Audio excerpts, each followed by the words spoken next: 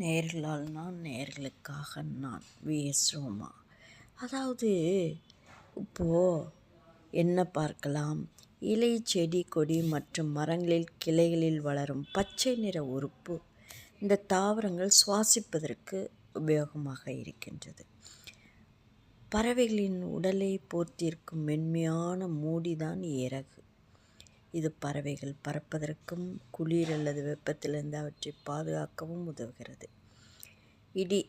மழைக்காலங்களில் மேகங்கள் ஒன்றோடு ஒன்று மோதும்போது வான்வெளியில் உண்டாகும் பயங்கரமான சத்தம். இளநீர். இது தென்னை மரத்திலிருந்து கிடைக்கின்றது. முற்றாத தேங்காய். இதுதான் இளநீர்.